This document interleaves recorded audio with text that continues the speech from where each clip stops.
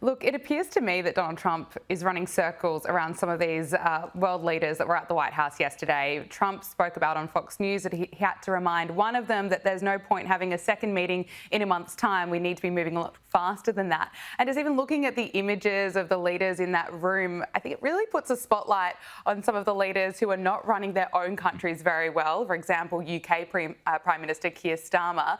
Let's just take a listen to a bit of what he had to say yesterday.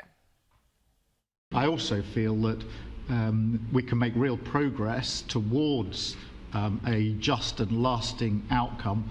Obviously, that has to involve Ukraine, and a trilateral meeting seems the sensible next step. So thank you for being prepared to take that forward, because I think if we can ensure that that is the progress out of this meeting, both security guarantees and some sort of progress on trilateral meeting of some sort to bring some of the difficult issues to a head, then I think today will be seen as a very important day in recent years. James, just looking at the reaction to Starmer's comments, there are plenty of critics pointing out that Keir Starmer is not doing a very good job defending the UK's borders back home for him, and also criticising that he's now following Donald Trump in whatever Trump's doing. What's your assessment of Keir Starmer and his involvement yesterday? Well, firstly, I commend any of your viewers that managed to make it through that little segment without falling asleep pretty fast. But for those people that did manage to get through it, I think that's exactly right. And it's remarkable how much their policies or sort of their positions and around the table seem to reflect their own state of governance. I mean, you had European leaders saying we need to take a long time with this. It's going to be a month-long, drawn-out process. We need to involve all parties, whereas Trump is just full charge ahead. And that's exactly what the European bloc is like nowadays. It's sclerotic, it's bureaucratic, it's slow-moving. And Keir Starmer, even though the UK left the European Union many years ago, doesn't seem to be faring much better. And I think you only have to look as far as the migrant crisis is a case in point of that. We might talk about this later, but we're now spending billions and billions of pounds on housing the migrants, and we don't seem to be nearing anywhere nearer to an end to that crisis. So that's exactly right. This is not a good situation for at home in Britain.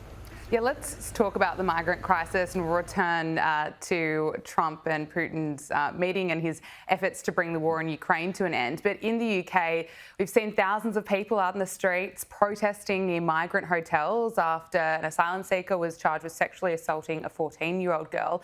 And now a court has ruled that asylum seekers must be moved from the Bell Hotel in Epping. We've heard from Reform UK leader Nigel Farage. He says that this is an absolute victory for parents and concerned residents of Epping. And now it's going to be interesting. Migrant hotels across the UK are at risk of closure after this court ruling threw the government's asylum plans into turmoil.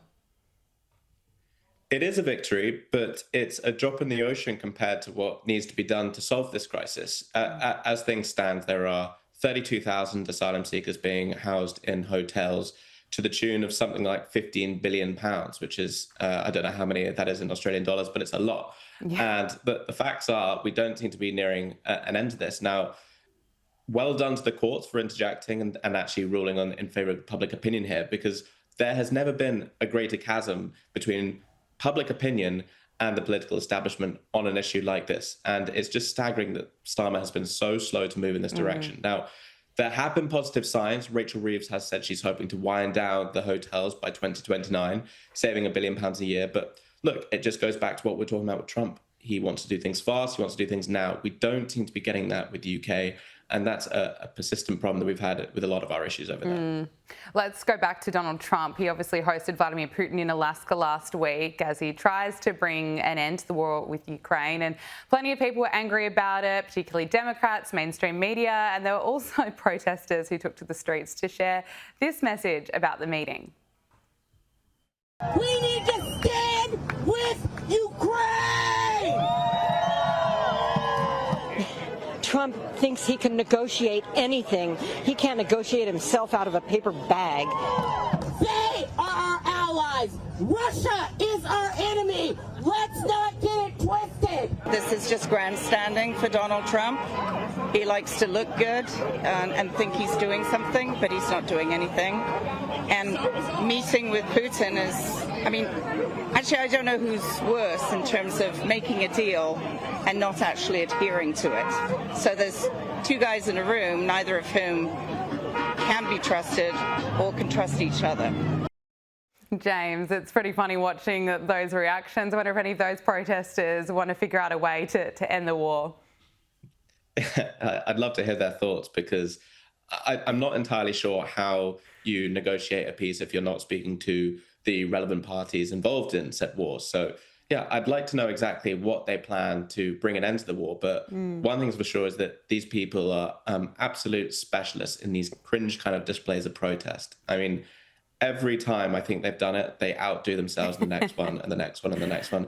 And it's all well and good to protest, and everyone has the right to do that. But you could at least direct it at the right person. It seems like more of the protests were directed at Trump, who's nominally on your side, than it was against Putin, who is ostensibly the rival power here. So I just thought the whole dynamic there was very, very peculiar. Completely agree. Now let's talk about the Democrats. As we know, they are all over the place, and there's this bizarre trend on social media where Liberals are posting these model shot images of Gavin Newsome from high school and comparing them to images of JD Vance in high school. And I think it's absolutely backfiring. We know JD Vance's story is incredibly inspiring. Growing up in a working class family, had a mother that was battling with addiction, and JD Vance went on to serve in the Marines and become the second most powerful man in the United States. He's incredible. And Gavin Newsome, I mean, he's just absolutely destroying California. He's so desperate to be president in 2028. We'll see how that goes for him. But what do you make of this social media trend? I think it's backfiring. What are your thoughts? It seems a little bit desperate to me. I completely agree, but it's nice to see that Democrats have finally learned how to meme 10 years after the phenomenon firmly started. But the truth is that you're completely right. It's just drawing attention to these two men's stories, one of whom is much more impressive than the other. Now, Gavin Newsom isn't even particularly popular with his own party. As you mentioned, what's going on in California really is quite disastrous. Energy prices are skyrocketing, out-migrations at all-time highs, homelessness is still a major problem. So Democrats do need a new leader, but they absolutely should not be looking in Gavin Newsom's direction. That's the last thing the party wants.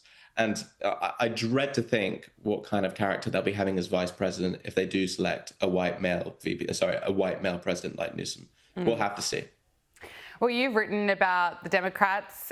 You've written that the return of the left centrists lack conviction and resolve. Completely agree. You said the Democrats promised a sober reset after Donald Trump's win. Instead, they're losing ground to a new wave of socialists. Of course, back in November, moderates promised this sober reset, a return to pragmatism, competence and electability, but they have since been out-organised and out-communicated, and it's clear that the centre isn't holding and the left is on the march. Now, it's interesting when you're looking at radicals. It doesn't really get any more radical than New York City mayor candidate Zohran Mamdani, but he's now reportedly watering down some of his radicalism. He's obviously, been promising free buses, frozen rents, but he's walked back his previous claims to defund the police, and he's spent the last couple of weeks courting business leaders and carefully calibrating his position. So I suppose there are questions around whether Mamdani will try to move to the centre. Do you suspect that's what we're going to see? This is absolutely what we're going to see. I mean, the context is that he is in a very crowded field, but it's a very uncompetitive field because his rivals, Andrew Cuomo, Eric Adams, and Curtis Lewa, are all deeply flawed candidates, and that is benefiting Zohran Mamdani. The same anti-establishment energy that propelled Trump to the presidency could well be fueling Mamdani in the opposite direction. That is what's so interesting about this race.